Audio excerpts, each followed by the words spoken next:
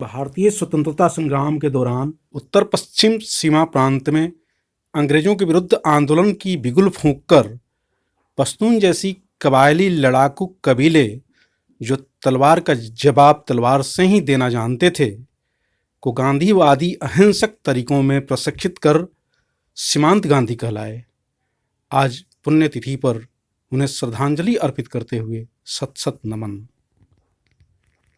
British शासन के विरुद्ध चल रहे स्वतंत्रता संग्राम की मजबूती के लिए 1929 में खुदाई खिदमतगार जैसे अहिंसक संगठन की स्थापना कर उत्तर पश्चिमी सीमा प्रांत में आंदोलन को धार देने वाले खान अब्दुल गफ्फार खान अपनी अहिंसक नीतियों की वजह से ही फ्रंटियर गांधी या सीमांत गांधी कहलाए और उनके अनुयायी लाल कुर्ती वाले।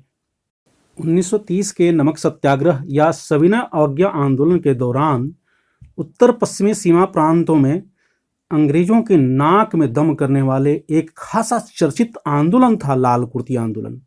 जी हाँ, खुदाई खिदमतगार संगठन के सदस्य लाल रंग की यूनिफॉर्म पहनते थे, जिस वजह से उन्हें लाल कुर्ती वाला बोला जाने लगा था। जब ये लाखों की संख्या में एकत्रित होकर ब्रिटिश सरकार के नीतियों के विरुद्ध आंदोलनरत होते तो इन्हें दुश्मनों की गोलियां भी अपनी राह से नहीं डिगा पाती थीं। भले ही गोलियां सीने को छलनी करते हुए पार निकल जाएं, लेकिन अपने नेता खान अब्दुल गफ्फार खान के आदेशों उपदेशों की अवहेलना नहीं होने देते। आंदोलन का तरीका होता था बिल्कुल अहिंसक, शुद्ध गांधीवादी, जिसकी जड़ें खान साहब के द्वारा कुरान में बताई जाती थीं। खान अब्दुल गफ्फार खान पक्के गांधीवादी थे। 1929 के बाद गांधी जी से गहरे लगाव की वजह से राष्ट्रीय कांग्रेस में शामिल हो गए थे तथा साथ ही गांधी जी के काफ़ी करीबी हो गए थे। 6 फरवरी 1890 में पेशावर के पास एक गांव में परंपरागत वीर पठान परिवार में जन्म हुआ, जिसके दादाजी कभी अंग्रेजों के विरुद्ध लड़ चुके थे, लेकिन शांत स्वभाव पिता ने मिशनरी स्कूलों में शिक्षा दिलाई जिससे बच्चे का मानसिक विकास हो सके।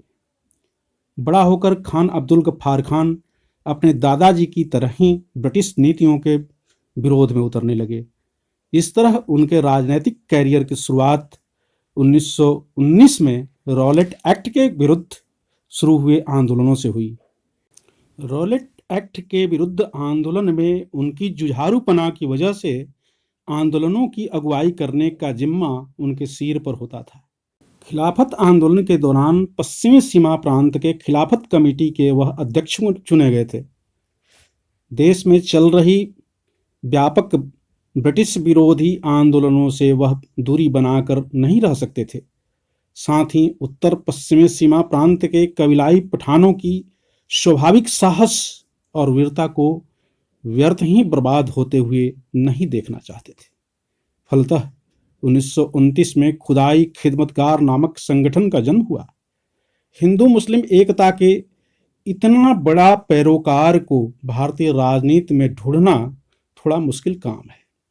जब मुस्लिम लीग लगातार द्विराष्ट्र के सिद्धांतों की तरफ बढ़ रही थी, तब भी गफ्फार खान की नज़दीकियां कांग्रेस के साथ बढ़ते ही जा रही थी। लाल कुर्ती वाले कभी आंदोलनों से पीछे नहीं हटते थे। 1930 में सविनय अवज्ञा आंदोलन की जोर पूरे देश में थी। पश्चिमी सीमा प्रांत भी अछूता नहीं था। 23 अप्रैल 1930 को खान अब्दुल गफ्फार खान को गिरफ्तार कर लिया गया। उनकी गिरफ्तारी के विरोध में लाखों समर्थक सड़कों पर उतर आए। एक छोटी सी बाजार किस्सा ख्वानी बाजार में अहिंसक भीड़ पर ब्रिटिश सैनिकों ने ताबड़तोड़ गोलियां बरसानी शुरू कर दी। 200 से लेकर 250 की संख्या में निहत्थे आंदोलनकारी मारे गए, लेकिन कोई डिगा नहीं। उसी दौरान में गढ़वाल रेजिमेंट की एक टुकड़ी का नेतृत्व करते हुए चंद्र सिंह गढ़वाली को भी भीड़ पर गोली चलवाने का हुक्म प्राप्त हुआ था, लेकिन वीर चंद्र सिंह गढ़वाली ने अपने सैनिकों को अपने ही लोगों पर गोली चलाने का आदेश नहीं दिया। इस वजह से वीर चंद्र सिंह गढ़वाली को पूरी टुकड़ी समेत गिरफ्तार कर लिया गया और कोर्ट मार्शल की सजा हुई। सजा कबूल थी, लेकिन हिंदू मुस्लिम एकता में बाधा डालना एक सिपाही को भी नापसंद थी। इतिहास का यह उदाहरण खान अब्दुल गफ्फार खान की लोकप्रियता में 4 चांद लगा देता है। देश के विभाजन के कट्टर विरोधी के तौर पर पहचान साबित करने वाले खान अब्दुल गफ्फार खान को कांग्रेस कार्य समिति में गांधी जी को निर्देशित करते हुए यह कहना पड़ा कि विभाजन को स्वीकार कर आप लोगों ने हमें भेड़ियों के सामने फेंक दिया। विभाजन का दर्द इतना था कि अंग्रेजों से पाकिस्तान में नहीं रहने के बजाय एक स्वतंत्र पख्तूनिस्तान की मांग रख दी, जिसे अंग्रेजों ने नामंजूर कर दिया। जीवन पर्यंत उन्होंने स्वतंत्र पख्तूनिस्तान की मांग को नहीं छोड़ा, भले ही उन्हें बर्बर यातनाएं झेलनी पड़ी, पाकिस्तानी जेलों में समय गुजारना पड़ा या भागकर अफगानिस्तान में छुपना पड़ा। 98 वर्ष की जिंदगी में कुल 35 वर्ष उन्हें जेलों में ही गुजारने पड़े। भारत से उन्हें गहरा लगाव जीवन भर रहा। दरअसल वह अखंड धर्मनिरपेक्ष भारत देखना चाहते थे। 1987 में उन्हें सर्वोच्च नागरिक सम्मान भारत रत्न से सम्मानित किया गया। इस सम्मान से सम्मानित होने वाले वह पहले विदेशी नागरिक थे।